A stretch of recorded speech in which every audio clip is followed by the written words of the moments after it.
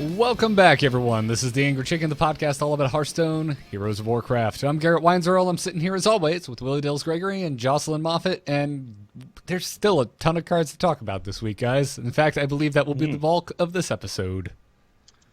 Yeah, we've been trying to do too much, I think, with our episodes recently. Trying to still do a whole bunch of news, still have all this other stuff, and then also talk about, 15 cards. I think we should just talk about the cards. We have.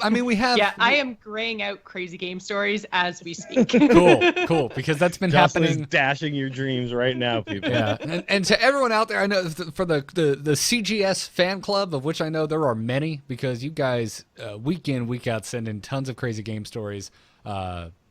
Keep them coming. It's coming back, but during card reveal season, it is quite tough to fit all of this stuff in, and unfortunately, CGS is the first thing to get the cut. So Yeah. Partially because, well, we're all playing pretty much the same decks right now. But Your crazy game stories are getting less and less crazy. You're like, so I drew a 1-drop on turn 1. I played it. On turn 2, I played a Haunted Creeper. Get this, guys. Turn 3, Imp Gang Boss. Geez. Oh, man. What? well, you know what? Game. I tell you what. At CreateCon, we'll put up a microphone, and anyone who wants at any time can just come up and interrupt whatever is currently happening, whether it is an Angry Chicken show or not, and just blurt out their crazy game stories. How does that sound? We'll get them all out of our system. Sure. Yeah, Wonderful. Everyone just yell them out all at once. Actually, let's do that. Just all at once. Just All at once, everybody yeah. yell We'll them just out. turn the mic to the crowd during the live Angry Chicken and be like, all right, everyone, you've got 30 seconds. We simultaneously want to hear a beautiful choir of crazy game stories. Go. It'll be great. Or terrible. One of the two. My arm is peeling really bad, I just noticed. Uh-oh. Yeah. Florida sun. Shouldn't. I just recently had a big sunburn myself, and actually today, I'm trying to push through it, but I'm definitely a little under the weather right now. Fight through the I pain had dills. to skip. Yeah, here's what I did. This was a mistake. I knew I was getting sick, and you might be able to feel that my voice is like maybe a touch lower than normal right now, but I could feel the sickness coming. What I needed was a day off from talking. It so happened that on that day, the Warriors tied the Bulls' record for most wins in the regular season by an NBA team. And they were playing against the San Antonio Spurs, so everyone in the pool hall was like rooting against the Warriors, and I was like the lone Warriors guy.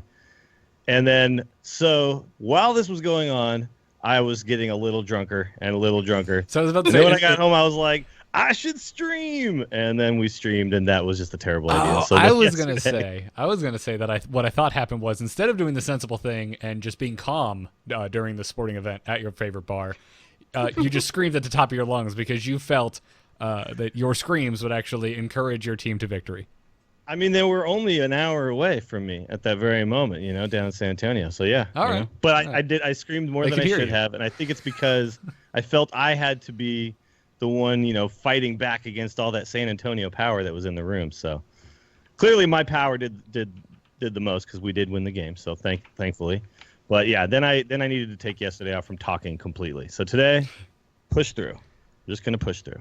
Nice. But I may get a little loopy at certain points because I am on some medication. Well, that's good. As you take a swig from your bright red Carnage mug. Is that your medication, Dills? That doesn't look like medication. This is coffee with whiskey. No, I'm just Coffee. kidding. I was going to say, whiskey? That'll get rid of a sore throat like that. I know, right? It Yep. totally got rid of it that night, but hey, it was back. No, you just have to keep the cycle of whiskey going. That's how it works. Oh, my Then mistake you're was just I went kind to of like bed. numb all the and time. I stopped drinking that whole 8 hours I was asleep. Awesome. Don't actually take my advice, anyone who's listening. Yeah. It's terrible Dr. advice. Joss, MD, keep drinking. Keep drinking whiskey. I'm on antibiotics. Drinking Doesn't coffee in the matter. morning. Keep drinking whiskey. But before we get into the Hearthstone talk, I want to remind everyone, CreateCon is still a thing. Go to createconvention.net and come on out to Orlando in July to come see a live Angry Chicken, plus plenty of other awesome podcasts. All of the VIP tickets are sold out, or VIP tickets, which is what I almost said. But there are still plenty of regular passes, so come on over. We're looking forward to seeing you guys there. Again, createconvention.net. Also, if you like this show, you probably like Jocelyn, right? Everyone's probably digging on Jocelyn. I got to interview her. I got to interview kind of Jocelyn bonus. last week, and that interview is up.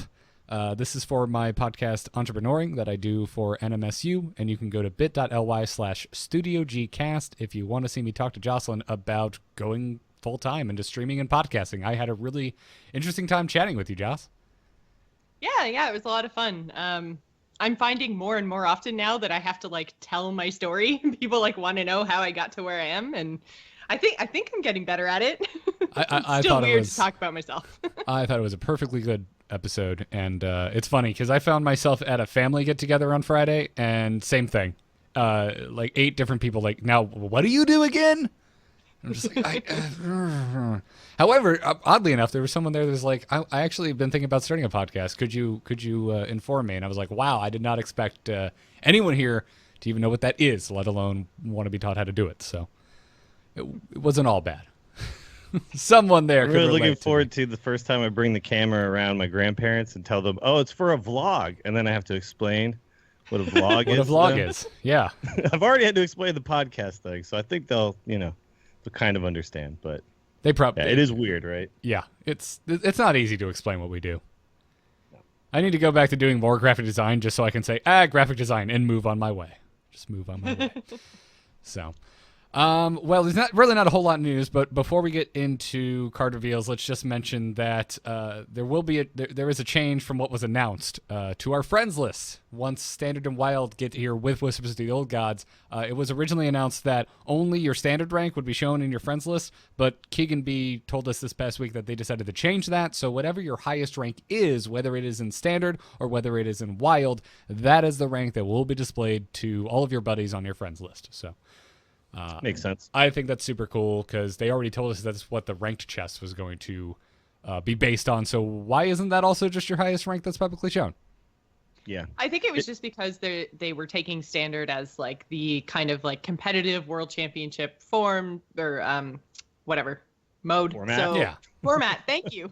You're almost Jocelyn there. does Halfway words there. today. I'm telling you, I don't know what it is, but I can't talk or type today. But anyways, they were taking that as their format for the World Championships. So I think it was more of a like, how competitive are you in the competitive Hearthstone scene was their original thinking. I really like this change. I think it's going to be freaking awesome. I would love to see like some sort of like vine or something around your rank if you're higher in wild than standard, like some sort of indicator what rank it is. But I still think it's super cool. Yeah, I hope there's something where you can mouse over or something and see whether it's wild or standard. I also really wish that for people who don't give a crap about any of that, because, I have MERPs on my friends list, and MERPs and Adwakta both just play Arena, right? And so what they do is they get to rank 20, and then they stop. So they get their card back, and then they go back to Arena. So if you look at my friends list, it's like, oh, that guy's rank 4. Look at this guy. This guy must be amazing. MERPs, actually probably one of the best Hearthstone players I know. Rank 20, always looks super sad. I wish he could put in like the 12-win Lightforge key or something like that. Mm-hmm. I want more customization. I think this is a really good change, and they can go further here. Just let people kind of define what type of player they are and show that off. I think is really cool, and you get that with other games, right? Mm-hmm. Where you get like the a portrait, profile you image, decide: portrait. do I show my hero rank? Do I show my team rank? Do I just show what level I am in heroes? Which character am I showing as my portrait? That kind of stuff is kind of cool now with all the social features. So I hope that they take this one step further. I think that the response has been really overwhelmingly positive for the change. So I think the only kind of difference that you've got between standard and arena is that it's like it's like a constant update with your like what your rank is. If you're doing arena, like the runs are so separate. Like, would you want like a constant update? No, but or you just, could like, show your best done in a month or your highest key you've gotten that month or something like that, right? Oh, I then like you would get to 12. Monthly, that's cool. Yeah. It's something to strive for, because otherwise it would be like if everyone who got legend just always had their highest legend ranked. Yeah. Like then everyone would just show like number 1 legend. That's the highest they'd ever done. Yeah. So I feel like it's the same for the arena key, where it's like, well, if you've ever gotten 12 wins in arena, that's what it shows. That's the problem right now for arena players, and arena players, rightfully so, I think, feel a little left out when there's all these ways to measure your success and show off how good you are. And all we do is we can see the highest key we ever got. We can see total arena wins. and then nothing else. And then we have to go play. Well, I'm saying we as if I'm like some strictly arena player. That's not true. But I started out being mostly an arena player. And speaking for arena players, I think they want something to kind of show off their skill level and feel like they're included, right? They want the card backs and they want all that kind of stuff for their achievements. Hey man, I don't even play that much arena, and I want all of this stuff because it would probably make me play more arena. Absolutely, yeah. The whole golden class only through, all of the stuff just makes arena players feel like, do you guys really care about us? Because we're here, and I've heard the argument that why they don't care about arena players is because they're all infinite and they're not putting any money into the game anymore, right? Right. But isn't it really hard to be an infinite arena player? It really is. Yeah. The percentage of people who are actually infinite is pretty small. So I would say it's probably a way more popular game form than it is like number of people who are infinite. Yeah. Like I don't think that's good. I think there's way more people playing than who are actually infinite, and that's probably not factoring into Blizzard's thinking. Well, we don't know exactly how much money is made from arena compared to card packs and stuff like that. But I would guess it's still a fairly significant amount of money that comes in from paying $1.99 for arena runs. I bet it happens more often than we think. Yeah, So anyway, that's just I'm like, yes, this is good. Keep going, Blizzard. Don't stop now. You're almost there. Yeah. I would love to see some arena love from some expansions. That would be nice. Let's thank some patrons before we jump into the meat of today's show, which will be our strategy section where we're going to talk about the new cards that have been revealed. If you like the Angry Chicken, if you dig what we're doing and you want to support us, head on over to patreon.com/TAC, where you can go and you can support the show. This episode, let's thank Moradin, James Fulton, Jonas Hayden, Barry Von Awesome, great name, Brian Bass, Daniel Reed, Chris Wilson, and John Belts. Thank you guys so much for supporting the show. Now, Hey, Daniel Reed, I know that guy. I think I know that guy as well. Yeah, sounds a bit familiar, almost like I played. Because every time you read these patron names, I'm like, I know this guy. Yeah. Yeah, Thanks, man. Good. It means we're having good interaction with our community. Well, yeah, I feel like more than any show I've ever done, way more than the instance, I interact directly with the fan base of this show. It's awesome. Keep it up, guys. Pretty freaking dope. Now let's talk some cards. Hit it very hard. Wanna blow something up?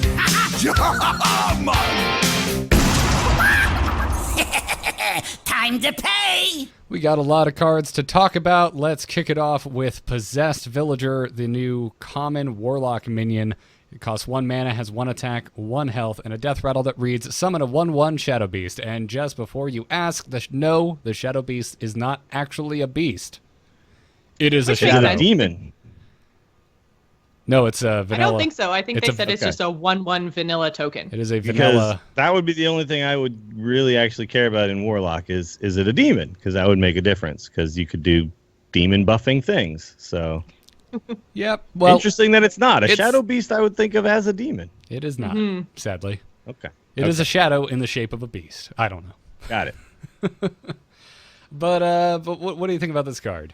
Because in some of the developer comments, they were comparing it to the Haunted Creeper.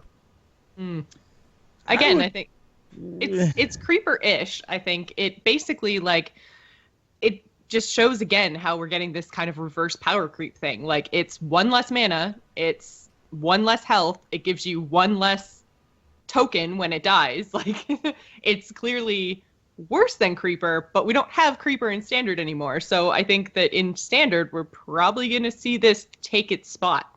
Really, like I don't see anything it's wrong with gonna it. I be- think there could be room in Zoo because they're losing kind of some of that early game stuff. Oh yeah, no, this will be in Zoo for sure. Yeah. But I think what it's actually replacing is because we're still going to have Voidwalker, so I think you'd still want to play Voidwalker over this if you had to make a choice. Yeah. And we're still going to have Flame Imp. But I think a lot of zoos have gone down to 1 Flame Imp because sometimes later on in the game, the Flame Imp is actually kind of a dead card when you're especially, and this might change based on the meta, but when you're playing against things like Druid and you're at 16 health and you're life tapping anyway, sometimes you draw Flame Imp and you're like, I literally cannot play this card.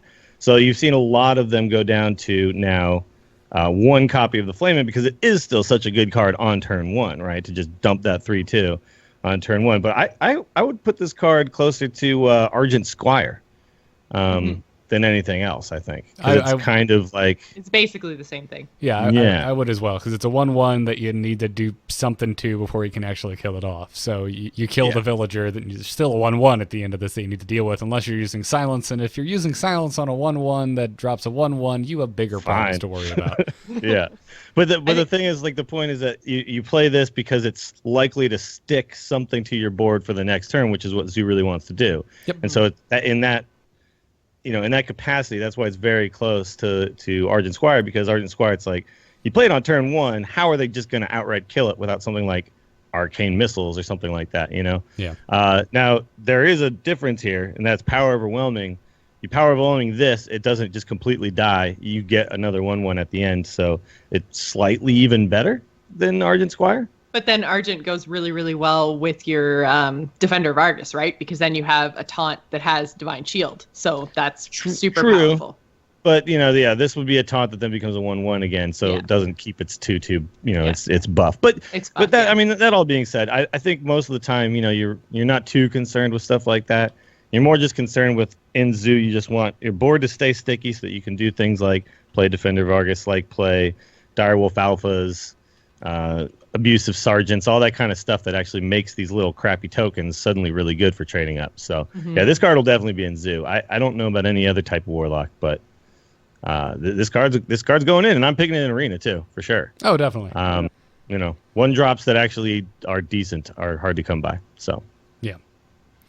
That's good. Well, let's talk about a rogue spell then. Let's talk about Thistle Tea. It will cost you 6 mana and reads: draw a card, add 2 extra copies of it to your hand. There's no if on this, man. It's not like if it's a beast, do something cool. There's no like if it's got a combo. Yeah. Like, you just get 2 copies of whatever the hell you draw. Yep. I don't know. This card's really tough. You don't get 2 copies, right? You get 3 copies because you get 2 draw more the card copies. and you get So 2 3 more. total So you copies. get 3 total cards Well, of the same thing. Well, yes, but it reads add 2 copies. Mm-hmm. So yeah, and your 2 copies, like you said, they don't have a mana discount. There's no anything to it. It's cool. I think it's a cool card because it's similar to, say, Gang Up, where it's a cool card that does something cool.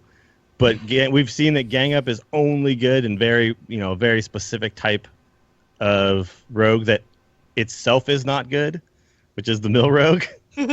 So to say like Gang Up is a good card is a little bit, it's just going too far, I think. So this card, I think, is in a similar spot where the deck that it might be good in will probably not be a good deck. Yeah, it's the deck that makes use of this card. I mean, it just comes What down... about comboing it with prep? The way, and I'm not a rogue player, so I might be Prep way Thistle? off this. But yeah, like instead, because right now you prep Sprint, right, which is the 7 mana card to draw 3 cards. So yeah. But the Sprint, though, draws through your deck, likely getting you damage that you need, right? And that's the thing that Sprint does really well. You could prep this and then draw prep, and then have 3 preps and then have or something 3 like preps. that. Yeah, or you could just draw, like, the next card you get could really be bad, and it's not a card you want 3 of. Or it could be amazing, and it's a card you definitely want 3 of. It's just, to me, it's like it's asking a little bit too much of the situation to be really good. So I'm just guessing that if there is a deck that's going to make use of this, and that is probably Mill Rogue again, but that deck is still not going to be good because of this.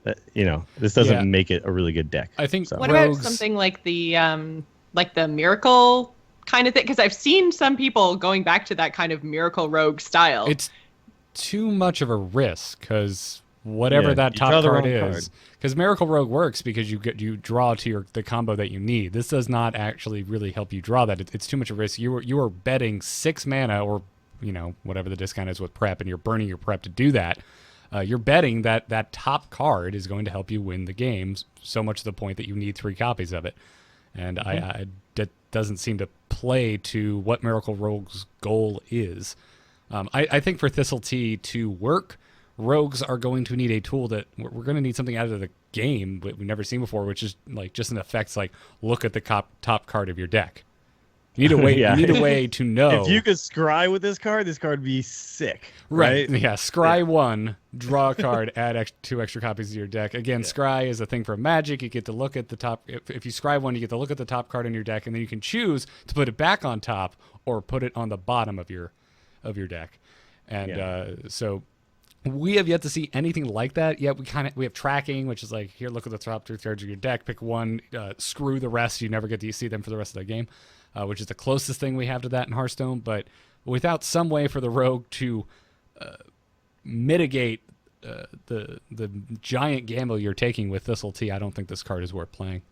Yeah, I think the only way to make this work is to also be using like Gang Up and knowing that you've got a lot of a certain card left in your deck, and then you still have to basically like live long enough so that the deck is fairly thin, right? Yeah. And then suddenly the card could be really good. So yeah, but again, what I'm saying is there's your scenario where there's a good card, but I think that deck isn't going to win very much. The deck that makes this an amazing card is probably a bad deck, and so because of that, this is probably a bad card. Now we don't know what the meta is going to look like. I could be completely wrong.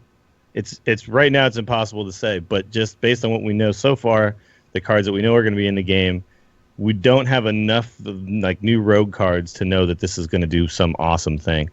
I would much rather just draw 4 cards deeper into my deck and know that I'm probably getting damage, Yep. Than rip, a crap card off the top and then get 2 more copies of it. So what if you how many more cards do you think that we need to get to make Mill Rogue actually really viable and kind of make Thistle Tea potentially a good card? The problem here, Mill Rogue I think will be viable in Wild, but we're losing Healbot, we're losing, some of the stall mechanics that Mill Rogue relied upon. I don't know.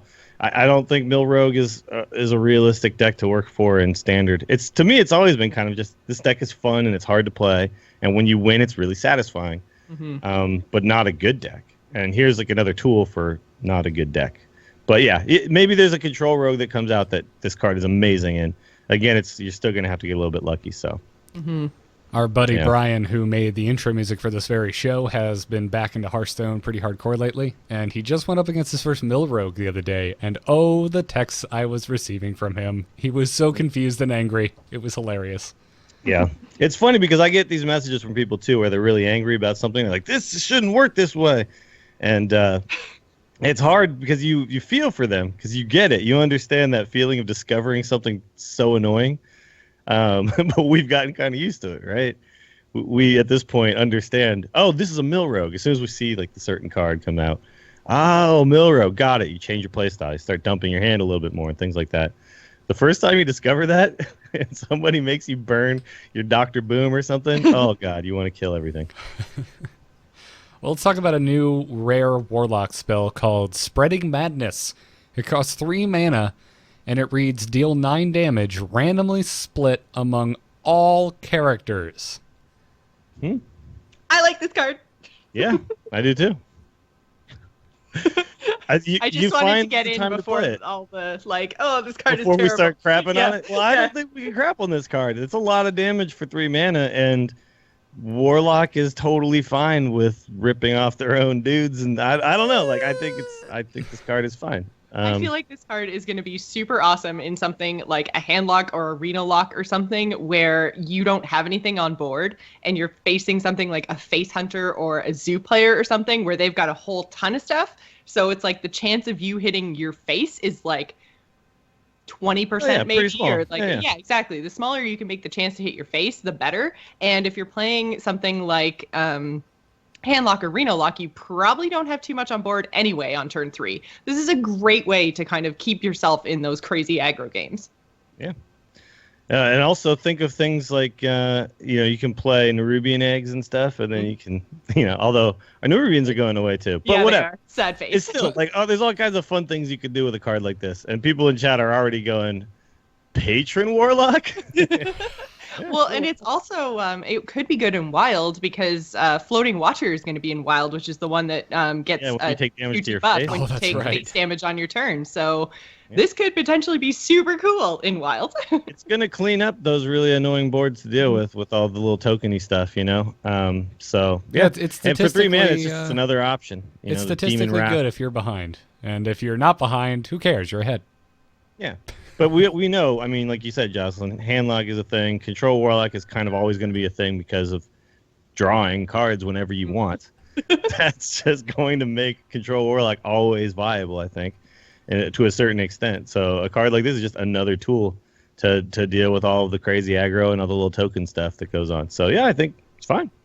Good card. Sweet. Let's talk about Embrace the Shadow, a new epic priest spell that will cost you 2 mana, and it reads, this turn, your healing effects deal damage instead. Maybe if Akanai was going away, I would think this card is really good. Yeah, I don't... You're not getting any... You're just giving yourself permission to do something. The card in itself is doing absolutely nothing. Yeah, the 2 mana you pay here actually does nothing. Then you have to have other cards to do something. And I don't know, man. I don't think that there's enough. Aren't we losing one of the heal cards too? I think Light of the Naru. I think that's Naru the one where is going you heal something and it And if pops out a it's- dude. Yeah, if takes it's the still heal, damaged, it spawns a Light Warden.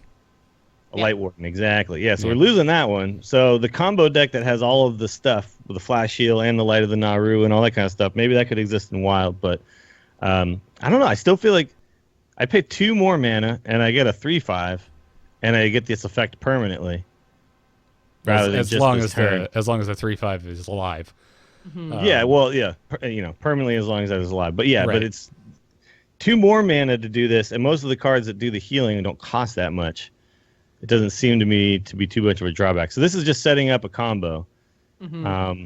That's what this card is trying to do. So this card is trying to have you do something where you play like Prophet Velen, this card, get them all cheap with Thoris on so you can play them all on the same turn.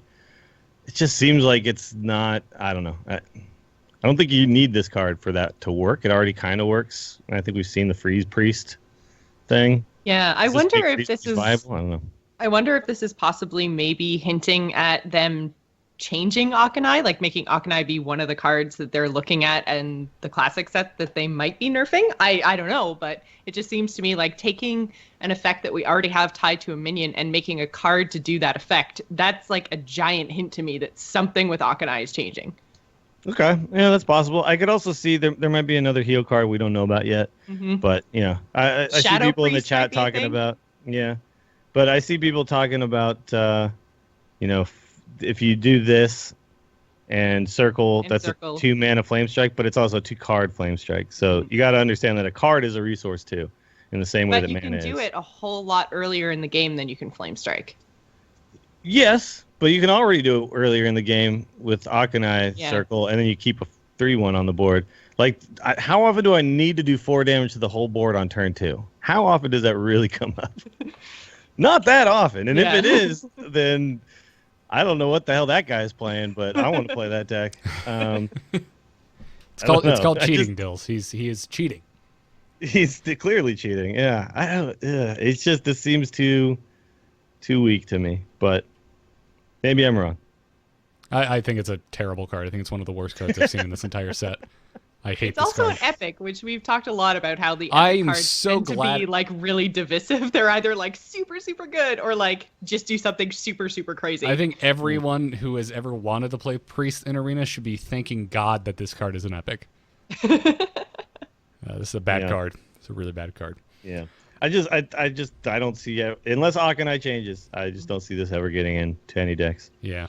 But Well, let's move on and talk about Twilight Summoner then. A new neutral epic minion. It's going to cost you 4 mana, has 1 attack and 1 health.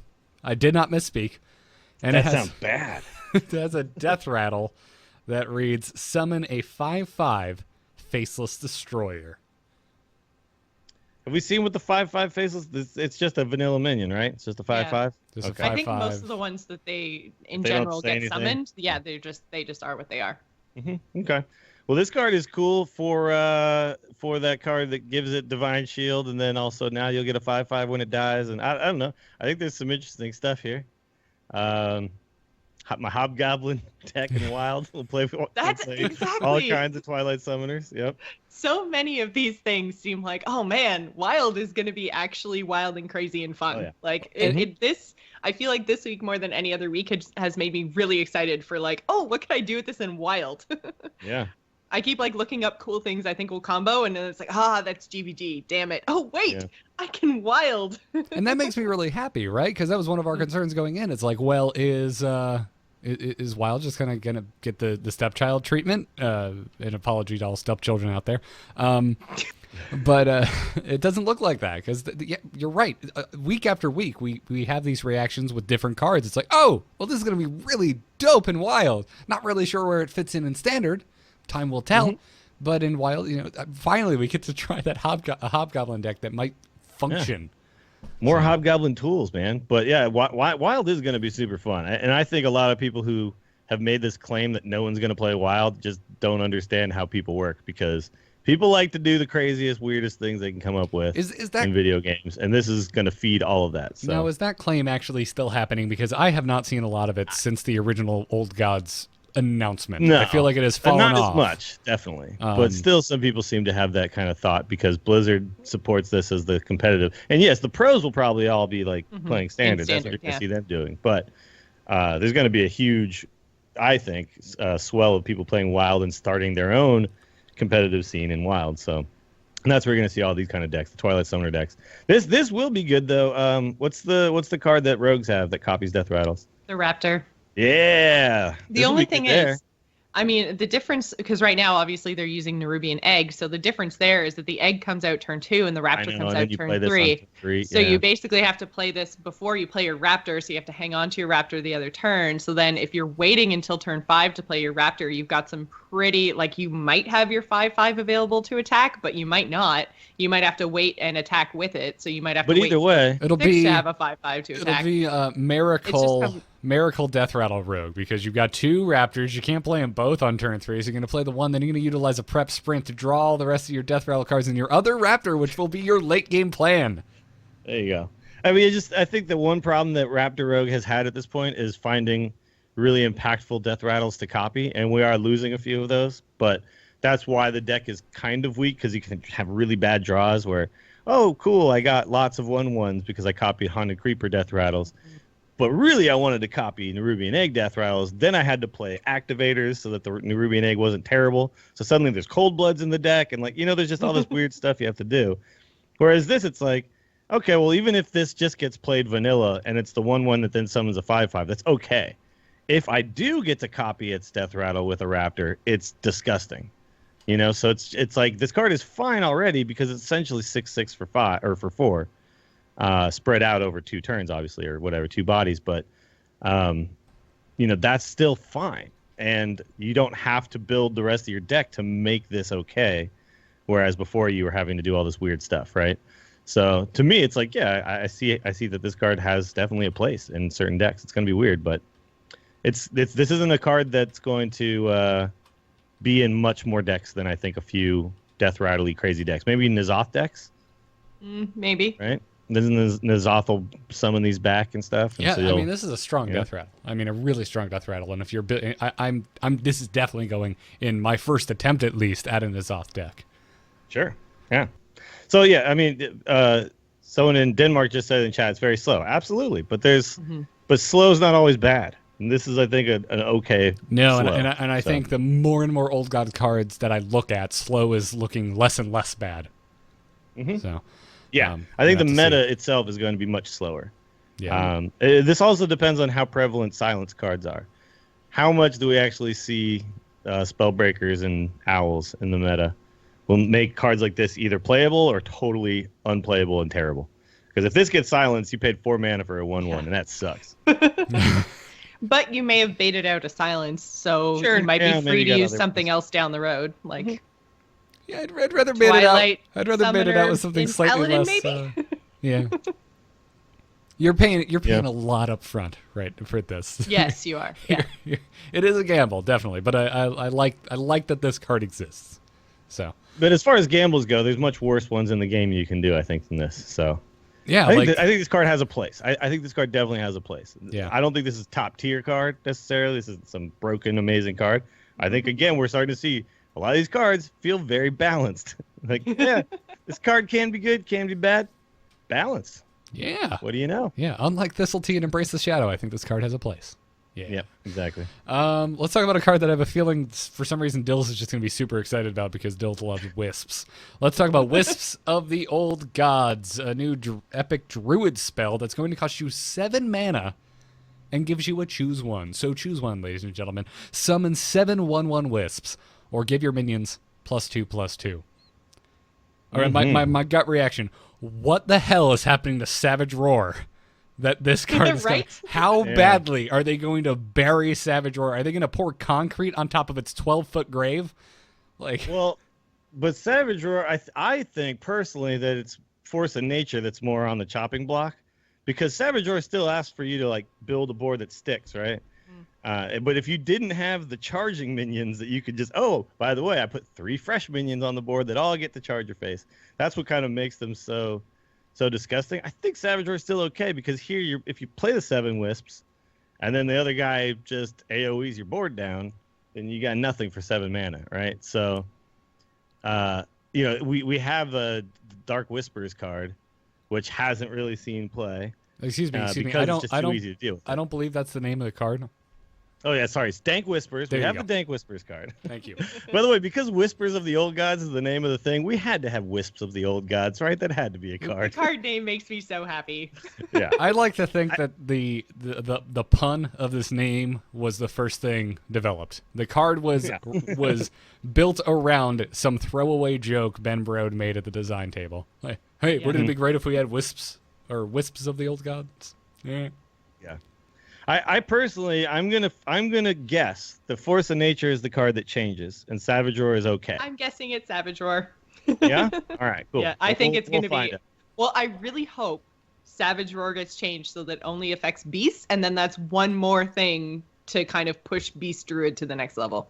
That's what I'm hoping. I don't know about that. See, the thing is, we've had Bloodlust forever, and Bloodlust has never been something that people think is broken. The only reason that the combo is broken is because of Force of Nature. Because you can also put 3 more guys on that all charge, right? For 1 card fairly cheaply. If you were to try to build your Shaman deck that did this, you would play, I don't know, a bunch of little chargy dudes, and then Bloodlust with all your little chargy dudes. But it's like you're now adding pieces to a combo, right? Which anytime the combo costs like 3 or 4 cards, those combos are kind of fine.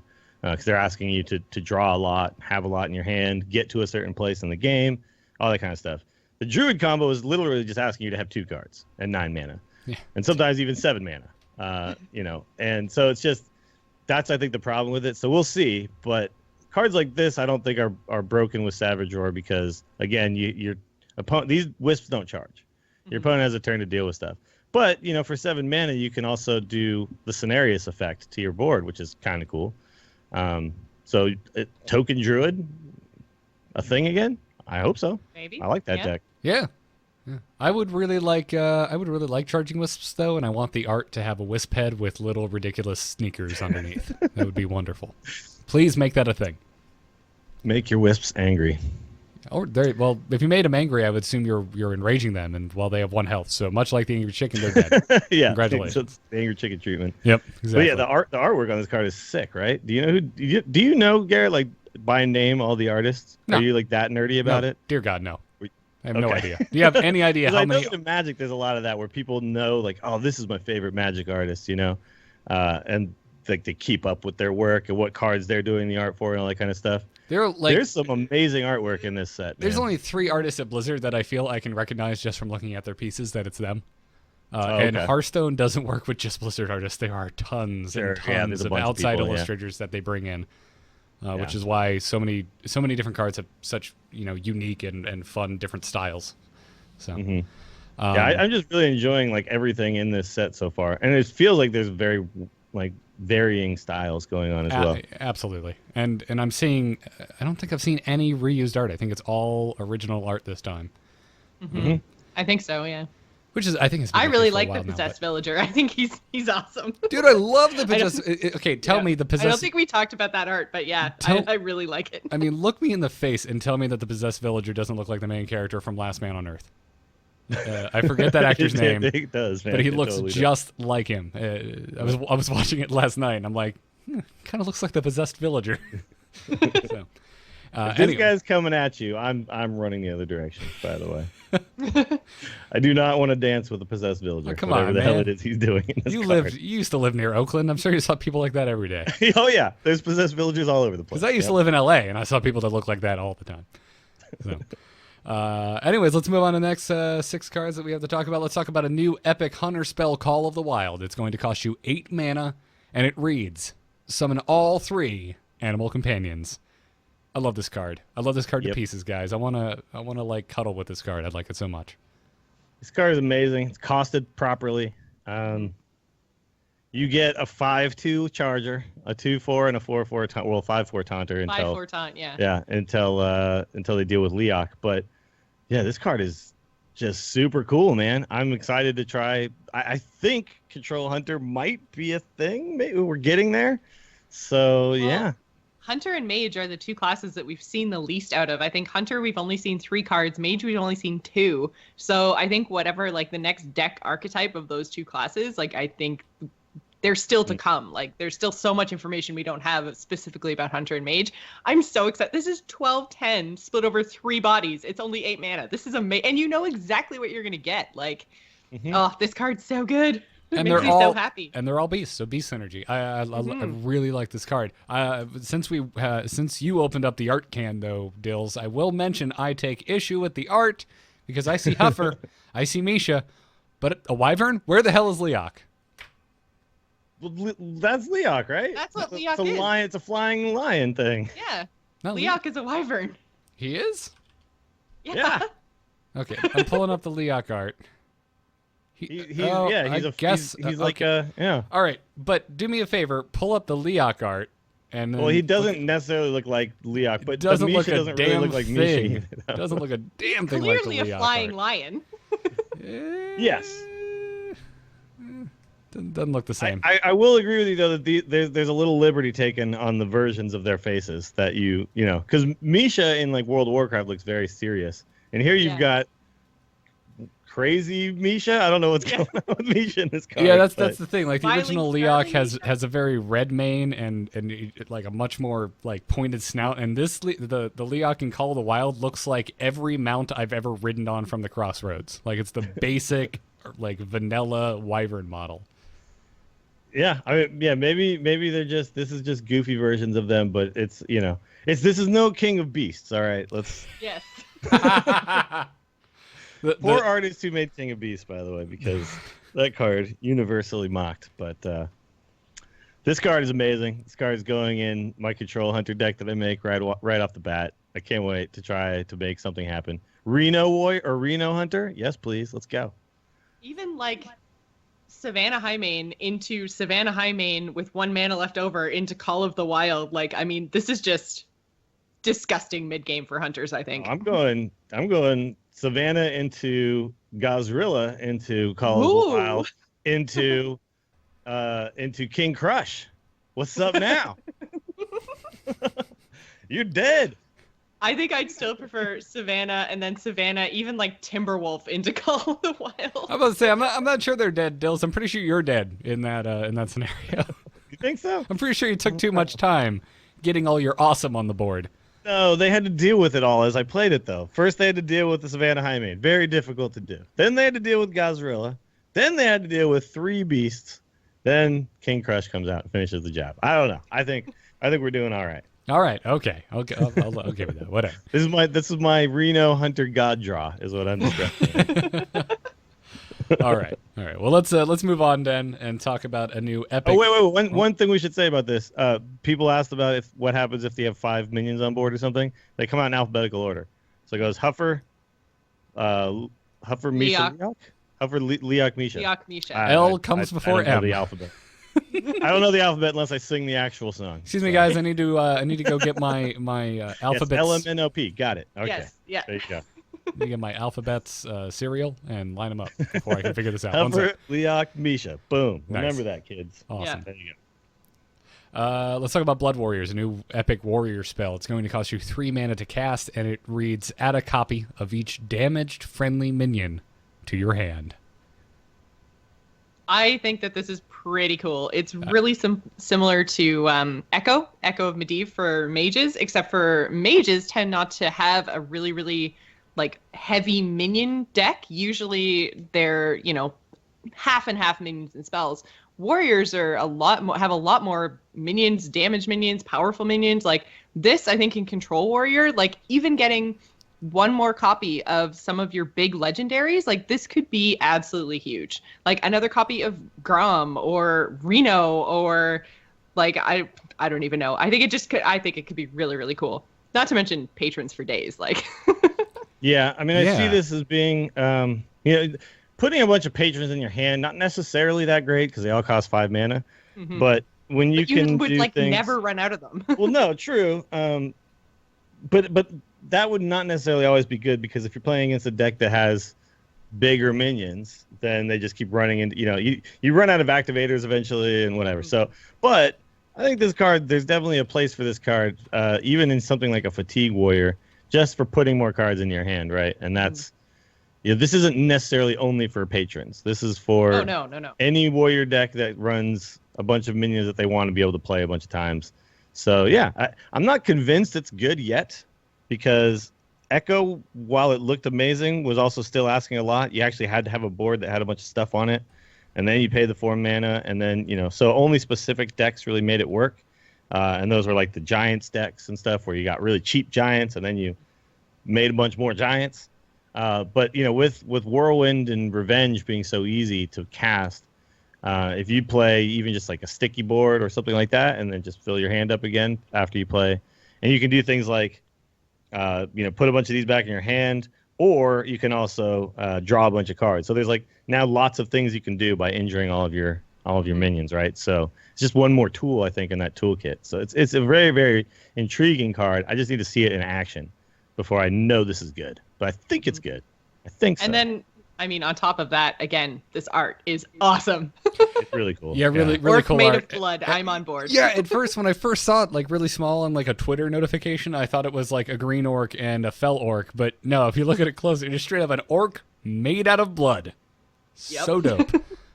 This makes me want to try and Rage Warrior again. Really bad, actually. It's what else it's going to do too? It's going to make playing against Warrior a very threatening thing where you feel like I need to kill this off completely or not damage it at all. It's going to change how people attack against Warrior if they have to play around this card. Also, if this takes off, that kind of fear will make watching a Warrior mirror match really interesting because it's like, well, we both have executes. When do I use mine? Yeah, that'll be cool. Yeah, I'm excited to see what Control Warrior ends up looking like. I'm excited to see if Patron. I'm sure Patron will stick around in some capacity. I'm excited to see what that looks like. I think Warrior's going to be in a really good place, which is not like Warrior needs help. Warrior's been in a good place for a while, but cards like this are exciting. I love this idea. I want more classes to have this and have it be around their mechanic. You could have Shaman have something where it's like it copies all the Overload cards or something. You could have Paladin where it copies like everything that's token generating, or I don't know. You could do all sorts of weird stuff with this with all the classes. Yeah, Warrior definitely has a really, really, really strong theme. Like damaging your stuff and enraging is just, it's so prevalent. I love it. It's great. Yep. I like it. Well, shall we move on to the legendaries? We have 4 new legendaries to talk about. Yeah, I'm ready. All right. Well, let's start off with Sogoth the Slitherer. If that's how you pronounce it, I don't know. It's a fake name. That's how I choose to pronounce it. It's a new neutral legendary minion. It will cost you 9 mana, has 5 attack, 9 health, and reads Taunt. Can't be targeted by spells or hero powers. Okay. Little I think bad. Little yeah, boring on the legendary side of things. the only thing I think, and we're going to get there, I think later in the conversation, is it could potentially have some cool protective synergy with the new old god that we're going to talk about? I guess. It's 9 mana for a 5/9. So True. I get it. It's got the thing where you're gonna have to run minions into it and all that kind of stuff. But still, if I'm paying 9 mana, man, I want to do something amazing, and I don't think this card does something that amazing. You could pay 7 mana for a 5/9 right now if you wanted to, and that card is still bad. So to pay 2 more mana for it, I don't think is good. Yeah. Even if the meta's really slow, this is even slower. This is just too slow. I don't know. I'm not excited about this card at all. This will be like if I open this legendary in a pack and be like, oh man, Sagoth. This is like me. The only reason that I think potentially maybe is because I just want all 4 old gods to somehow work in some amazing way. So this is me trying to be like, but maybe, just please. I don't know. Really cool. I think all the old gods are going to work just fine without this guy. I don't think I ever want this card. I will say though that if this gets pulled for free with your whatchamacallit old god, then that's pretty good, I guess. Yeah. Here's a card. If you get it for free, it's not bad. But then you still have to put it in your deck. I don't know. No. Yeah. Well, and some people have been talking about making a taunt deck built around. Oh my god, I can't even remember which old god does what. The one we talked about last week anyway, that pulled the minions out, because then if you're pulling out taunt minions, then they're consistently having to deal with taunt. So a lot of people have been saying that taunt minions are going to be the way to make that old god really powerful. So I can potentially see that one, maybe. But again, so, like you're maybe the ramp druid of old, where you just had all of the slow taunts and you just basically were the super beefy. Yeah, I mean, I guess. But I feel like there's just better options even in that deck, you know? This card just does not strike me as something that should have a golden gem in it. Like, this does not feel legendary, does not seem legendary. It's just so boring. Yeah. It's kind of true. A lot of the legendaries do really kind of offbeat things, and we've seen can't be targeted by spells and hero powers on so many other cards that it's kind of like, really? The first thing I thought of was special? a fairy dragon. I shouldn't be looking at a giant Cthulhu-ish monster that's legendary, that's going to be a ton of dust and, you know, should be a big deal if I find it. I shouldn't be immediately thinking of an adorable little butterfly dragon. That shouldn't be the first link my brain makes. Yeah. So It's to me it's not even scary enough that having only one of be possible is something that I'd be worried about. Like, no, yeah, play 2 of these. I don't care. Play as many of these as you want. I'm gonna probably beat you if you do that. yeah. Yeah. It's this card doesn't strike me as interesting, cool, fun, anything. It's just okay. I feel like if it had 5/9. if it had a comical amount of health, I would Yeah, be make like, it a okay. 4/12 that can't be targeted. You got to run a bunch of crap into it. Exactly. There you go. 4/12 would be great, because it would be then on par with some of the other legendaries like Ysera. Like, that would be perfect. It'd be a shrouded dragon that you have to just run things into or something. That'd be super cool. But you know, it's funny because when Spectral Knight came out, we thought that card was really good, and then over time that card is just not stuck around. You know, it's just we saw it in Firebat's Druid deck, but it wasn't good because of it. It was good because of what it did in that specific deck, right? Right. And it was only good at that specific time because people were still kind of figuring out that it wasn't that good. Since then, we've realized, no, this card is not good. Yep. And this whole can't be targeted by spells or hero powers thing isn't the roadblock that we seem to think it is when you first look at it. It just isn't. It can often be dealt with no problems. So, all right. Well, I don't want to pay 9 mana for anything. We got the most boring legendary out of the way first. Let's talk about 3 significantly more interesting cards, starting with Cho'Gall. And Cho'Gall is going to be your new Warlock legendary for Wisps of the Old Gods. Cho'Gall will cost 7 mana to cast, has 7 attack, 7 health, and a battle cry that reads, the next spell you cast this turn costs health instead of mana. This is such a supremely cool card. This card is broken good. I love it. He looks so badass. He looks way more badass even than he does in Heroes. And it is the funny thing about this card is that you know, I think Joss, when it first came out, were you texting with me saying like, oh, there's not that many great removal options or something? I think it was. I think we were talking about it, but yeah, we were talking about it, and we had a conversation somewhere about this card. I wasn't sure exactly what spells you would necessarily cast as a warlock that would be worth using that health instead of mana, basically. Sure. But the fact is that there's actually a lot. The only card we're losing is what, Implosion and Dark Bomb, right? Yes. Those are the two spells we're losing. So if you think about things like Bane of Doom, Demon Heart, That's true. Siphon Soul, Shadow Flame. I think basically like what I was thinking was kind of, I'm in the Warlock headspace as it exists now, where like Dark Bomb and Implosion are the cards that are the spells that you play and they're going away. Mm-hmm. But you're right, like it does make things that you wouldn't normally play as a Warlock more playable, because all of a sudden you can play them on turn 7. They don't cost you anything except for health, which is, again, like they seem to be strengthening a lot of the kind of class archetypes of this expansion, which I love. So the whole costing health instead of mana thing, super cool. I would just like to now see more healing effects, I think. Sure. Also, well, you can also now play Spreading Madness for 3 health, deal the 9 damage. The 7/7's likely going to live through that. Siphon Soul, obviously, you actually only end up paying 3 health for.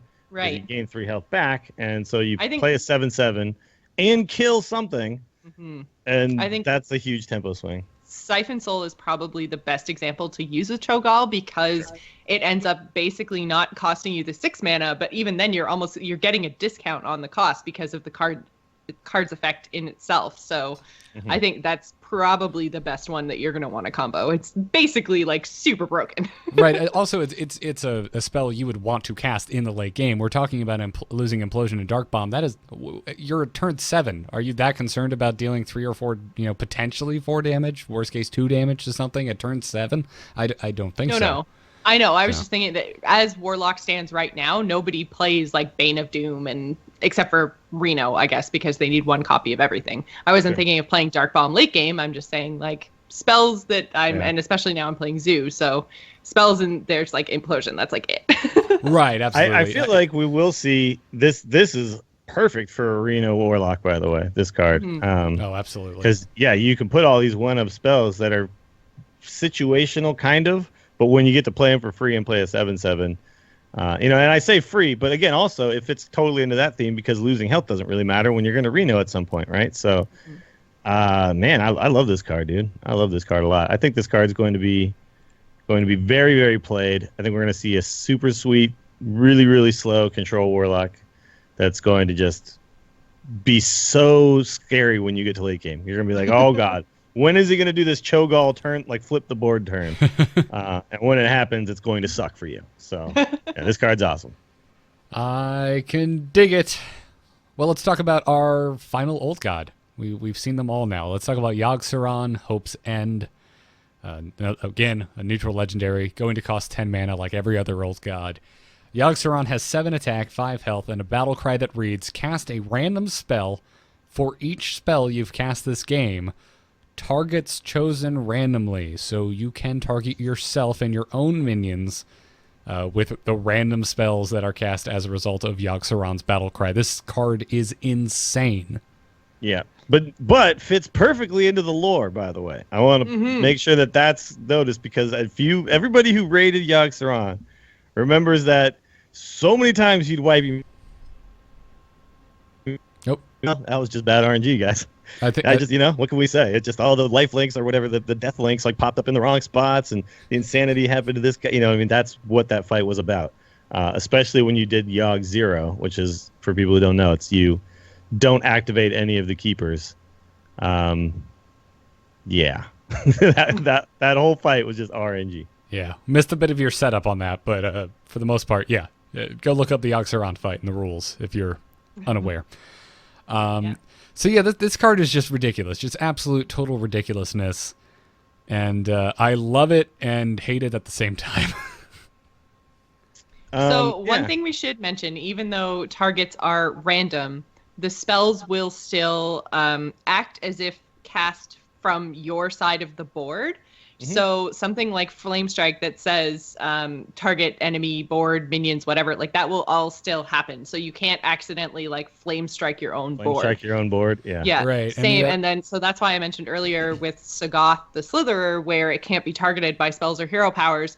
Yogg-Saron also can't target him with a spell, so he will not be targeted he could be hit with something that's like an AoE or something somehow, but can't actually specifically be targeted. So that's why I was talking about potential old god synergy there. But yeah, so I think that's still really important to mention. But you can accidentally fireball yourself in the face. You can, but here's the other thing about that, and you know I've seen a lot of people talking about how this card is just absolutely terrible, and I don't think that this card is some amazing card that's going to be in the top tier decks, and it shouldn't be. I don't think that this card should be a card that does what this card does. It was.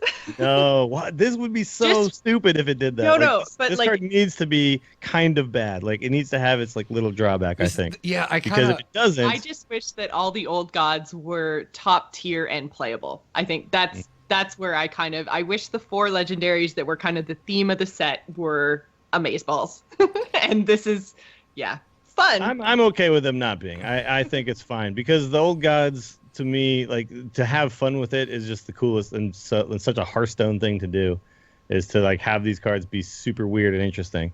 But the fact is, when you look at spells, there's enough spells that just deal damage to the opposing side of the board or just do something positive for you, that actually in the grand scheme of things, the RNG is more likely to go in your favor than it is to go totally against you. And like, yes, you can get pyroblasted in the face. Sure, that can happen. But that's a 50-50. But Sinister Strike is always going to hit the other guy. Consecrate's always going to hit the other side of the board. Flame Strike's always going to hit the other side of the board. There's cards that heal you that will always only heal you. Every card that draws cards will always just draw you cards. Random secrets will always be yours. Secrets will always go on to you. Yeah. So that's why this card is still, I think, a positive overall when you play it. Now, sometimes you're going to play it and Trolden's going to get a phone call and it's going to be fun. But that's okay because this card shouldn't, in my opinion, a card that does what this card does shouldn't just say, just wreck the other guy. Like, I don't want a card that ever just says, like, play this win game. And we already have Cthulhu, which is as close as you can get to that, I think. And that's kind of boring. This card is not boring ever in any sense. This card is amazing and fun. So I can't wait to play it with my buddies. But am I going to get rank 1 on the ladder? No, I don't think so. One of my favorite things that came out of this card of Yogg-Saron being announced was the tweet from Max McCall, who is a Blizzard designer, that said, quote, "So many times have people been pyroblasted in the face while testing Yogg-Saron?" And his answer is 5. There is a scoreboard on the wall. Like, I love that. Nice.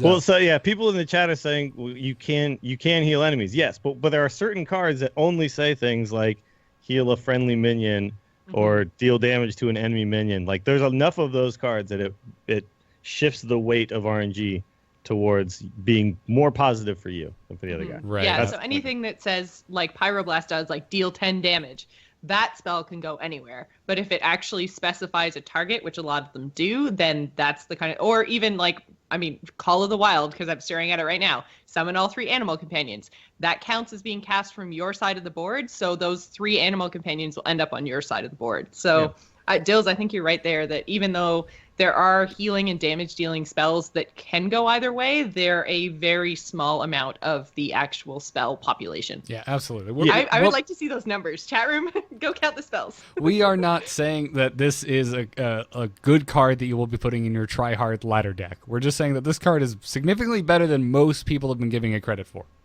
Yeah, There's card. Okay, so look, think of Avenging Wrath. Think of I'll just go through like Dark Bargain. Destroy 2 random enemy minions. Never going to destroy your minions. Yeah. There's just so many cards. All the cards that say summon things, like those cards will always do it. All of these cards are going to help every single time. You know what I mean? So it's only the cards like Pyroblast. I think people are really overestimating how many of those are out there. So it's and again, Garrett, all the secrets will always go to you. You brought that up. Like that's Imagine all of a sudden you play Yogg-Saron and then 6 secrets now on my side. And they're from What is the different other guy gonna do, classes. you know? There's hunter secrets and paladin secrets, mage secrets. Yeah, so you can't even really test for that. Like Exactly. It's not. It's an actual Christmas tree. Secret paladins like to think they made a Christmas tree, but it's just gold. What boring ass Christmas tree is just gold? No, Yogg-Saron is the only card that has a potential of giving you a true, honest to God Hearthstone Christmas tree. So yeah, also that's the point that I think people need to understand is yes, you can get hit by Pyroblast, but you'll never get hit by Fist of Draxus because that's enemy dude. Whatever. Absolutely. You know what I mean? So, anyway. Some important clarifications. There is a cap to the amount of spells that Yogg-Saron can cast, and the cap is 40. So, okay. Well, it's going to be so hard to get to 40 in the first damn place. Yeah. And what's even better is that 40 cap will be doubled if you have Bran on board when you drop Yogg-Saron. So you will cast 80 spells. If you somehow find a way to cast 40 spells, play Bran before playing Yogg-Saron. I don't know how you accomplish this. Somebody with way more time and interest than me will figure it out. I feel like they must have actually sat down at Blizzard and gone like, okay, with all of the ways to do all of the things, like even if you get like Millhouse, if Millhouse is played, like how many cards can you actually cast before turn 10 or even before turn like 17 or 20? Well, Explorer's Hat can be cast over and over and over again. Exactly. Infinite. Yeah, but you still have to spend the mana, so Sure. I cannot wait to play. I'm going to play this in Rogue. I'm going to play this in Mage. I'm going to definitely make like a lock and load hunter that has Yogg-Saron at the end. You know, we're doing this, man. We are doing this. This card is like made for me. Who like purposely plays Millhouse and then just like Explorer Hat over and over and over and over and over. Yeah, this card. I love this card so much. I get it. It's RNG, but I think Blizzard gets it too. Yep. And this card it's in a fine place. This is fun cards need to exist, guys. We need to have fun too. We don't want to just grind. Look, I'm grinding Zoo right now, and it's so hard for me to not just want to like play Reno, whatever. There's room for fun. Let's just do it. Let's keep having fun. I agree. I like Yogg-Saron. I'm glad he's in the game. Also, we have a link in the show notes over at emove.tv/TAC to an extensive list of clarifications about Yogg-Saron. There were a lot of questions. Team 5 provided a lot of answers. Like, for example, they have tested the crap out of this card to make sure that your opponent still gets a 75-second turn, regardless of the 80 spells that you just cast with your battle cry. So God, I cannot wait to see this go off, man. I know. I don't want them to show us. I wanted to just see it for myself the first time, you know? Yeah, and they also said that they tested with Nosdormu. So like they even did all these weird, scenarios, and things are still working out fine. So hopefully there won't be some weird Yogg-Saron timer buff or bug. So all right, let's talk about our final legendary, guys. Deathwing Dragonlord. He is back. He is still a legendary neutral dragon. He will still cost you 10 mana. He has 12 attack, 12 health, and a death rattle that reads, put all dragons from your hand into the battlefield. Okay. I mean, the sirens are coming for this card. It is sirens are coming for Deathlord. It is so on fire. Or Deathwing, excuse me. Yeah, this card is awesome, dude. This card is amazing. I love this card. I really like Deathwing. This is like, look at Deathwing Dragonlord, and then look at Sogoth the Slitherer. Okay, just look at the two. Which one looks like one deserves to be a legendary? Yeah, one is clearly a legendary. One clearly like their dad works for the school or something, and they shouldn't be on the dean's list, but they are. Like, I wouldn't be surprised if there's a designer on Team 5 with the last name Slitherer.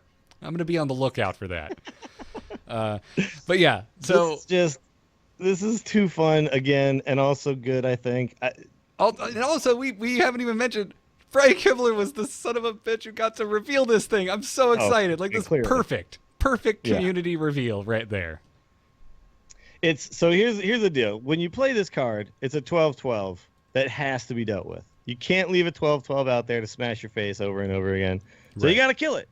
So you better have a silence, or I don't know, because you kill it and then suddenly, and there will be scenarios where a warrior's going to execute and then brawl, and you're gonna be like, damn it, all right, well. Or this but gets even then, entombed and you Ysera just might be cry. left over. I don't know. It's still just, I think if you're playing a dragon deck of any sort, this card is going in. And hell yeah, more tools to make dragon decks viable is a good thing, I think. Yeah. It's super confusing though, because what I hadn't seen the reveal until I saw Garrett was talking to chat room in pre-show about Deathwing and saying like, oh, I wish his effect was a battle cry instead of a death rattle. I'm like, it is a battle cry. Like, WTF are you talking about? So I feel like Deathwing and Deathwing Dragonlord, Yeah, he was. why are there 2 copies of Deathwing in the game? Well, Kibler explains that this is Deathwing while he's still under the control of the old gods when he built the Dragon Soul versus Deathwing, the original card, which is Cataclysm era Deathwing. Yeah, which is Deathwing after he comes out in the world and destroys it. Yeah, where he's. So they do it 2 different things. One is lording over dragons, and one is flying above you, just killing everybody. I guess. Look, there can be 2 Deathwings because there can be 2 Ragnaroses and there can be 2 Hoggers and whatever. That's just how the world is now, Jocelyn. We're gonna have to I accept just find it really, really confusing. The card art is really similar. They're 10 mana, 12/12s. That's my issue. Is like I feel like because Deathwing back then, did he have all the armor plating? I thought that happened during his like slumber period. That supposedly was happening when he was underground and all the people were putting it on him, right? Right. But I feel like maybe that could have been your visual distinction, that we got a representation of Deathwing that looked significantly less like he's falling apart at the seams. Sure. Whatever, man. You guys are harsh and mellow right now. Deathwing Dragonlord is awesome. I wish, even if they just, I don't know, called it just Dragonlord and, I don't know, had Deathwing, I don't know. I find it confusing, and I'm really familiar with Hearthstone, so I find that it's probably going to be confusing, because that's one of the things that they say. They like to make their card art and everything really iconic, so it's instantly recognizable. I think that this is exactly the opposite of that. I'm with you there. I could totally see that. One is Deathwing staring at you, breathing fire, very menacingly, and this is Deathwing off in the distance, shooting breathing fire. Well, I mean, this one looks like he's sneezing and he's being polite and he's turning away from you. I don't know. I don't have any problem separating these 2 cards. They're 2 different cards. They do 2 different things. It's fine. I'm good with it. I'm not saying I'm going to mix up these 2 cards, but I'm with you, Jocelyn. Everyone was like, "Oh my God, my lore!" on Ragnaros, and to all of you, I say you're crazy. Why can't you have fun? This one, I'm just like, it hasn't changed enough. Like even using his original name instead of calling him Deathwing. So Netharian, something like that. Cool. Nefarian. Yeah, that would have been cool. Anyways, that card already exists, doesn't it? No, Netharian, not Netharian, not Nefarian. Netharian. Yeah, again, so I guess that is a little bit confusing. But yeah, even just using like his original name from back in the War of the Ancients, I think would have been, because he didn't start being called Deathwing until he changed current Azeroth time. Yeah, so exactly. I feel like his original name might have been more helpful. Yeah, this is the card where this is what they did. What they said they were going to do this with this expansion. You're going to have 2 Hoggers, 2 Ragnaroses. Yeah. Now it's 2 Deathwings. Yeah, but your Ragnaros and your Hogger are very 100% distinct from their counterparts, whereas this one just looks like alternate art that could have been used for the last Deathwing. I think is the point we're making. It's just not. Right, give him some tentacles. Sure. I don't know. Sure. Give him some tentacles. That seemed to be just make it purple, damn it. that seemed to be Ben Thompson's answer to a lot of questions about art this expansion. That's not a complaint, by the way. I love the art. So why did we get the Deathwing that doesn't look like it's a different Deathwing from before? Anyways, doesn't matter. I'm just saying this is where my lore nerd comes out, is on this particular card. I'm going to bat on this one. Not on Ragnaros, not on Hogger. Bring him. All right, so that's going to do it for this one. I'm really excited about Deathwing, man. I can't wait. You want to hunt this damn thing with a big game hunter? Do it. Enjoy the dragons that you just gave me for free. Enjoy. So, before we take an email or two and end the show, I do want to give a little bonus round here on strategy. If you're looking for a fun new deck, Lance, who called in on our last patron hangout and talked about how he brought a Summoning Stone deck to a local tournament, and it was actually the best deck that he brought compared to the meta decks that he was playing as well. He sent us that deck list. It will be in the show notes. So once this podcast is posted on Wednesday, go to amove.tv/TAC, look for the episode 145 post, scroll down the strategies, and there's a link there at the bottom. Now, guys. There actually is there actually is a competitive Summoning Stone deck people were playing, and I think it was Druid too. I don't know if it's this exact one, but I'm guessing it isn't. But yeah, it's a cool idea that actually people are starting to mess with. Yeah. Well, nonetheless, we Strangely asked enough. Lance to provide proof, and here's his proof. So, if Lance piqued your interest, you can play Lance's deck. So, let's take some emails. Hello? Hello, it's me. Hello. Just quickly, do you get my message? Yep. Oh, Hello, brother. You can send your emails to tacpodcast@gmail.com, and our first email today comes to us from Taylor, who writes, Yo, Geruk, Jostle, Luck, and Duck. I'm not following you, but nonetheless. Oh, sorry. That was all your names clucked by a chicken. Oh, and it's explained. Oh, got Yeah. Nailed it, Taylor. Nailed it. Anyway, wouldn't it be cool if they released expansions in the future that ventured into their other games? With how crazy the lore is getting, why stick to Warcraft? I'd be super down for a Diablo-themed expansion. I believe this is something we talked about in the first 10 episodes of this show. We talked about this Which is- forever ago. Yeah. Yeah, that's why I put it in, because not everybody has been around for 2.5 plus years. But yeah, revisit me. they did actually say a while ago that they're sticking to the Warcraft universe because it's called Hearthstone's Heroes of Warcraft, which is sad because I would love to see like a StarCraft version. I would too. My only thing is, like, I would think it'd be super cool, and I would still love to see card. Well, I guess we are seeing card backs from other universes, so never mind. Yeah. But I don't know, man. I would like to. I'd still like to see this. Although I get it, Hearthstone's supposed to be very family friendly and whimsical. How the hell are you gonna do that for Diablo? Like, I feel like you could do StarCraft kind of in a Hearthstone style. Yeah. Overwatch, The thing is that totally fine. I- But Diablo, man, Diablo's messed up. Yeah, there's not enough iconic characters either. I don't think outside of the bosses and stuff. There's really like just a few. Everything else is like some random mob, right? Mm-hmm. The thing is like I'm fine with them not doing it. I think it would be cool if we did have just the Blizzard universe to pull from. That would be super fun. But I get why they're not. The Warcraft universe is pretty big. Yeah.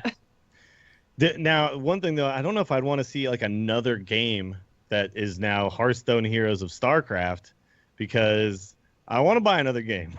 No, I I'll don't just get the cards. I don't and then either. Just play them in this game. But Well, you know what'll save you, Dills? It'll just be one more game. It'll be the sequel to Hearthstone. It'll be called Heroes of the Hearthstorm. okay. There you Got go. it. Done. Done. And we'll be waiting over a year for the first real season. It'll be great. It's gonna be a good Yes. time. So But yeah, I mean, I think honestly, I think we can all imagine what the world would look like if it included all the cards from all the games. But I don't think they're going to run out of any Warcraft stuff anytime soon. There's still plenty of ways to go. nah, man, and It'd be really cool if they had like boards, like a StarCraft themed board and a Heroes themed board. I think that could be kind of cool. I A would way to real- kind of bring in the universes without actually changing the game. yeah, I would really like to see that too. I think it sounds fun. I'm in. Bring it on. Dills, next. But I email. don't expect it, and I'm No. not sad No. if it doesn't happen. It's fine. Yeah, take the next email, Dills.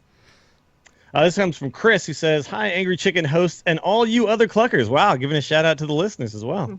That's a new one. A comment Dills made last week on Cthulhu and its associated cards not exciting him got me thinking, and I realized I agreed with him. Chris is a smart guy, clearly. To me, at this moment in time, seems like a deck which will have a low amount of diversity and require less skill to play. I think this could be intentional. Blizzard have been talking for a while about considering new players coming on board and providing accessibility for players who don't have anywhere near the amount of cards or experience that longtime players do. By giving Cthulhu for free with this expansion, it creates a place to start for veteran players and newcomers alike.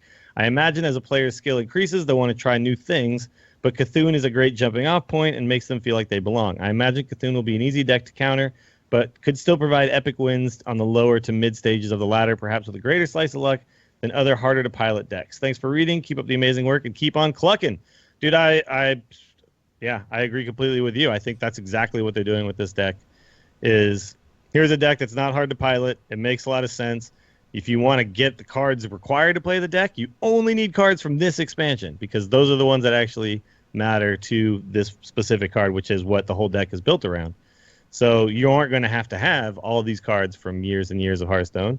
You're going to be able to make a fairly viable deck, we think, right out of the gate with your first 50 pack purchase, right? And then you're off and running. So yeah, I absolutely agree. I think that's one of the main reasons Cthulhu is the way it is.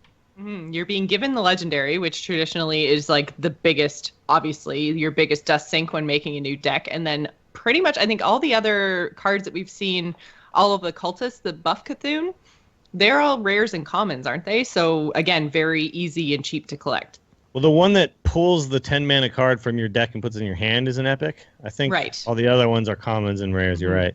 Which so it's going to be a fairly cheap deck to craft, and yeah, that's fine. It's when people start playing Hearthstone, you see a lot of people just gravitate towards the Divine Spirit Priest deck. I see this happen all the time because they start looking at these cards and they go, "Oh my God, double the health, then make the attack." This is okay. That seems amazing. And so this gives you another option. It's really easy to wrap your head around right away, and might actually work. So you won't be totally frustrated. Yeah, I agree. I like it. It's a good thing. It's like Heroes, man. Like they start you off with Rainer, they give you Rainer, and Rainer is actually very viable. On the high end. If you're a good player, you can still take him in the Hero League and do work. But the other side of that coin on this one is I'm like, yes, I get this. I think it's a great idea. But in 2 years, Cthulhu decks are going bye-bye. So it's a little counterintuitive because it feels like, well, if they came back, if they took a break for a while, came back, maybe this won't work out as well. But who knows? Maybe in the next expansion, we'll see yet another legendary given to us with some cards that synergize with it. Maybe this might be a new theme. Maybe not every expansion, but maybe every 2 years. Yeah. Yeah, but that's fine. I mean, we now understand, and every player coming in should understand that now there's a rotation. So absolutely, this card's going away, but you won't have to have that much to come back later. It's going to be another maybe $50 purchase to get back into a card game, which is really cheap if you really want to get into it. I know people look at this and they go, but $50 is a brand new game. In card games, $50 to be like the price of entering into a meta and being able to actually go, that's crazy. That's so cheap. So freaking cheap. I would probably get more into constructed magic if I knew I could do that. Yeah, if you could pay $50 to be in. Yeah. Yep. Price of 2 pre-release tournaments? Hell yeah. So, cool. Thanks for your email there, Chris. Really good points. Jocelyn, would you like to bring us home? All right, this one comes to us from Steph Buckle. Says, hello, livid leghorns.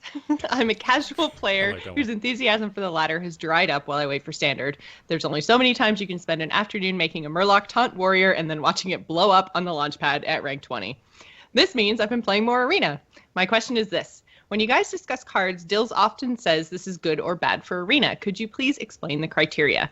I love the show. If I didn't live in England, I would be buying tickets for CreateCon. So I think this is actually a really good question because often we don't necessarily talk about cards in our card reviews specifically with Arena in mind. Usually it's just if there's a really good card, we point it out. But I think, just talking about the criteria of what makes a card good or bad for Arena is a really good thing to talk about. So I'm going to pass this totally off to you, Dills, because everyone knows I'm not the Arena player here. So, well, in Arena, the criteria for what makes a good card or bad card totally changes because of the fact that you don't get to select the cards that go into your deck, right? So, the power level of a card is slightly lower to still be totally viable, and what you're looking for, rather than say some card that synergizes specifically with this other card, is you're just looking for cards that are just good on their own, and that's why things like let's see if I can come up with an example of a card that's okay. So a lot of the 2/3s. We talked today about one Possessed Villager. You said that's a great pick in Arena because it's a 1/1 and it drops a 1/1 when it dies. There's nothing. You don't need Demon Synergy. You don't need Beast Synergy. You don't need another spell to make that good. It's just value on its own.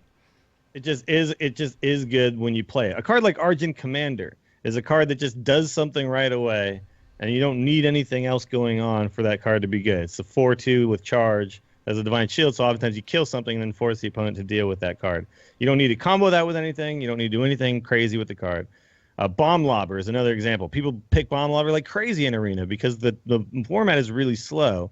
And while Bomb Lobber is not of a power level in Constructed that's high enough, because in Constructed, like we've said on the show, And constructed, for a card to be good, you kind of have to be cheating in some way. You kind of have to be broken good, because you're only building a deck of 30 cards. You got all these cards to choose from, and within those cards, there's enough cards that are way above the power level that they should be, that those cards make up your constructed deck, right? Or the cards go into a specific order where when you draw them and you play them together, they do something very specific, like Freeze Mage and stuff. But in Arena, you don't get that luxury, so you just look for cards that are good on their own, do things on their own, and you can just kind of rely that when I draw and play this card, it is going to give me a decent amount of value. It doesn't matter what the state of the board is. And that's why cards like that are just kind of decent in Arena. Cards like Master Jouster, people pick that card even though it sucks, because at its worst, it's still a 5/6 that you just put on the board. And putting something on the board is actually pretty good. Cards like Stampeding Coda, when you can kill something and play a 3/5, and if it doesn't, you still just play a 3/5. That's really good. Like, that stuff is fine. And then there are cards that lose value when you play them in Arena. So, like Twilight Drake is a card that's really bad in Arena, because you want to be playing something every turn. The game is so tempo-based that you aren't sitting back and holding cards, because you know you have all these catch-up mechanics. So you get to play like a 4/8 Twilight Drake. And if you top deck a Twilight Drake at the end of the game, it's a 4/1, and it sucks, right? So there's cards that are just like inherently worse because they ask you to do specific things with your deck, and then there are cards that are just really good because they just are good on their own, right? The vanilla cards are another great example. You play a Boulder Fist Ogre on 6, it's a 6/7, it gets the most stats you can really get for just paying 6 mana. Cards like Antique Healbot really aren't that great in Arena because you're paying 5 mana for a 3/3. So sure, you might heal, but it's better to just play strong minions onto the board, control the board, make value trades, and just win through attrition, right? So it's just a different way to look at the game than Constructed, where in Constructed you've got a point, and everything in your deck supports what that game plan is. And in Arena, you got 30 random cards that may not support each other at all. So each one needs to be kind of just okay. I could just draw this and play this, and it's fine. And that's what you're looking for. So sometimes towards the end of a draft, you can find synergy, but most of the time you can't, and you just have to go with the best individual card on its own. So it's just a different way of looking at cards, and cards become okay in Arena that wouldn't be okay in Constructed. So I hope that explains something. That was kind of a long-winded answer, but No, it was good. it's not And an easy thing to describe, really. It's just... I mean, I think too, the whole idea of rarity of cards kind of comes into play too, because I think generally we don't talk about being good or bad for Arena at all for anything that's an epic or a legendary, because you pretty much only get, or at least the majority of the cards you get, unless you're super duper lucky, are going to be your commons, and then less often your rares, because rarity actually does play into kind of effect when you're building an Arena deck, right? Yep. Yeah, no, absolutely. It's when you're looking at Arena cards, you generally just talk about the commons and then some of the rares, because you're just going to pick the epics and legendaries so rarely that it doesn't really matter, you know. So that's why a card like Silverhand Knight is like a perfect example, right? It's like a 5-drop that gives you a 4/4 and a 2/2. So you're getting 6/6 worth of stats for 5 that's over 2. And people love this card in Arena. Never seen this card in Constructed, ever. I can't ever remember seeing this card in Constructed. And it's a common card, so you're going to see it a lot. It's going to be a card you're going to pick a lot. And the more you see cards in Arena, too, because you do see them a lot over and over if you play a lot of Arena, you start to realize, like, oh, that card really was good for me every single time I played it. And then cards like, say, I don't know, Mukla's Champion. I've heard people talk about how much they love that card. But that card really just, like, wins you the game when you're already ahead more often. And it's fine, but it's a card that's not going to... if you're behind, if you ever fall behind, you're not going to come back because of this card. Whereas playing like really strong statted minions onto a board can sometimes get you back into a game. So, yeah, it's a weird way to look at the thing, but I recommend just play a lot of Arena and you'll start to really understand. It's I think one of the funnest ways to play Hearthstone. So yeah, I think the rule of thumb is just pick cards that are good by themselves with no outside factors. Yes. If you want to break it down to its very simplest, that is pretty much it. You don't start even thinking about synergy in Arena really until you get 20 cards in, you know? So. Right, absolutely. Then you're like, oh, I have a ton of mechs. I guess picking this mech warper isn't a bad idea. Mm-hmm. Yeah. Although Mech Warper, that's an example of a card that's just good already. That's a bad example. Yeah, you're right. Right? You're right. You're right. It's good stats for its cost, and if you pick up Yeah. some mechs along the way, it's just a bonus. Then it's a bonus. Yeah. It's like, oh, and by the way, I can now play this, this spider tank. I could like coin into this and then play spider tank on too. That's sick. Yeah. So, yeah, it's just look for cards that are just good. It's like just imagine them in a vacuum and just say, well, does this card match up against other cards that cost its amount? Because if they match up favorably, then yeah, it's good. Yep. And just pick Pilot Shredder every time you see it. Every single time. Yeah, exactly. But that's the thing is now with old gods coming in, it's weird because Arena is still wild. So we're still got all these crazy OP Nax and GVG cards. So those cards I think have gotten even more powerful in a more watered down Arena. Like, I mean, you think about what wild is going to be, you're going to be able to put together all these like crazy combos. But in Arena, you're not putting together crazy combos, you're just looking for really good cards. And so things like Shielded Minibot and Sludge Belcher and Piloted Shredder, those are going to be even better when all these much more balanced cards enter the Arena meta. It is important to note, though, after the launch of Wisps to the Old Gods, we will be seeing more Old Gods cards in our drafts because it will increase. If they stick with what they've done in the past, then you should have a higher chance of getting newer cards. Yeah. I guess they haven't officially announced that yet. I guess I've been just kind of assuming it, but yeah. They've done it every time since they first told us they did it, right? So right. I think it's a fairly safe assumption at this point. Yep. All right, well, that's going to do it for this episode. Thanks for listening, everybody. Once again, we are supported by our patrons over at patreon.com/TAC. That is the #1 way to support the show. If you like the Angry Chicken and you want to support it, that is how you can do so. Thanks again, guys. Also, drop us iTunes reviews if you're listening on iTunes this week. Thank you to Paul38, bunch of other numbers, who said, this is the Dr. Boom of Hearthstone podcasts, a must-play. Oh, thank you, Paul. Also, thank you to Metashakes, who I'm pretty sure is just Dills, Boyd 2029, The Goose 06, and Garlicky, who wins the name game this week. Thank you guys for your 5-star reviews. We really appreciate them. Check us out on amove.tv, youtube.com/amovetv. Big fat thanks to our Patreon producers, Declan H, LVE, Peter Williams, Maddock, and Louie. Get our coffee mugs and pint glasses over at bit.ly/amovestore.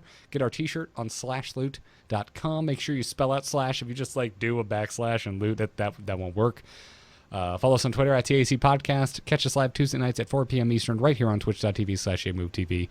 And possibly we'll see you Thursday for the next Brawl episode. Make sure you go and subscribe to the Angry Chicken Brawl feed if you're not getting those episodes. New episode comes out every time there's a new Brawl. And that's about it. Check out alphageekmedia.com and briangriffithmusic.com for our intro music. Dills, where can folks find you? You can find me on Twitter. I am at Willie Dills. My stream is twitch.tv/WillieDillsSF. My YouTube channel is youtube.com/WillieDillsSF. We're going to be doing more vlog and stream highlight kind of things on there, as well as some other videos will happen periodically. But I just purchased this little bad boy, and we have a good camera coming because I wasn't happy with the quality of shooting all of my stuff with an iPhone. So we're going to fix that. It's going to be much better. I'm excited to see what happens with that and where it goes. So please check that out, and if an ad comes up, watch it and click it, and then I get money, guys. Free money. You don't have to give me. You just click an ad and then don't even buy the thing. Someone else gives him money. Someone else. Yeah. But maybe buy the thing if you like it. If you want to buy it, that's up to you. But I'm just saying, click it. And then you can check out the Instance and Stormcast, the other shows that I do. And then if you are a fan of Jocelyn and her ladies' night, well, then have I got a story for you. Not tonight, but next week is the 19th. And me and some of the fabulous women who are patrons of mine on my own personal Patreon, we are going to challenge Jocelyn and her ladies' night crew to some Heroes of the Storm. So that's right. It's going to be Dill's Grills versus Joss's ladies' night. I'm going to dress up in drag. I was going to say, that's not the best part, guys. I'm going to play only female heroes, and we're going to take on Joss's ladies' night. We'll see how it goes. But oh my God. We'll And see there if we may come be with some little, sort of like, fun. side kind of fun bets. Yeah, we'll see if we can come with something. Yeah, something interesting and funny, where like whoever loses has to, I don't know, do something embarrassing. But anyway, it'll be good times. I hope everyone comes out and checks it out. I'll have it streamed on my channel and Joss will have it on her channel, so everyone will get to watch from both sides. It'll be cool. I want to see what funny and embarrassing things they come up with for the guy that's already sitting in a sundress, like, Dressed up in drag. who playing Heroes of the typically Storm. does not wear a sundress. I've got to say, there's got to be some sort of glitter in your outfit. You have to, because I mean, Well- my whole thing is sparkles and glitter and fun times. So you got to sparkle up. All right. Well, I'm gonna ask Alachia, Azix's girl, if she can come over and hook me up, because she's got. If you've never seen her videos on her YouTube channel, she dresses up in some fun, cool outfits and stuff. So I'm sure she'll have something for me. Wow. I'm so excited. This This is is the best idea you've ever had. Now it's all we know. It's all happening. So we'll make it work. It's gonna be sweet. You're already giving me ideas for new events at next year's CreateCon. Just putting that out there. Dress up Dill's room. Yeah. Just has Jill standing there like this Just me for and like people an come in hour. and just put outfits on People me. just putting Yeah, stuff on you. Yeah. sounds great. Well, I do like a live one of these, and we'll assemble a bunch of guys, make us all dress in drag, and we'll play Jocelyn and the Ladies' Night crew, like live on stage. Good. It'd be Yeah. great. Good. Also, quick shout out to @TimeLordHS on Twitter, who remade Deathwing Dragonlord according to the specs Jocelyn and I were suggesting. So Excellent. thank you. Your Photoshop skills are swift and just, sir. Thank you for that. Jocelyn, where can folks find you when you're not on the Angry Chicken? Right here on A-Move TV every Wednesday night for the Gamers In. I also do Ladies' Night, as Dill's mentioned, as well as Game Night and a custom nail stream on Fridays. That's all over on twitch.tv/JossPlays, and it's the same handle over on Twitter. Aw, yeah. Wonderful. Also, I interviewed this week. Go to bit.ly/StudioGcast and catch my interview with Jocelyn about going on your own, streaming and podcasting. It's a good interview. You can find me on Twitter @GarrettArt. I'm on Into the Nexus, talking Heroes of the Storm. We just celebrated our 100th episode last week, and Mr. Dills came by for a visit. So if you like Dills, if you like me, and you like Heroes of the Storm, well, then you're going to love Kyle, and you'll love Into the Nexus. So go check it out. Also, you can find me on The Angry Nerd, which is my solo show where I talk about a multitude of things, usually gaming, what's going on in my life, what movies I saw recently. It's a fun show. Go check it out. And that will do it. Have a good one, everyone. Thank you for tuning in. Until next time, job's done. Job's done. Job's done. Yes.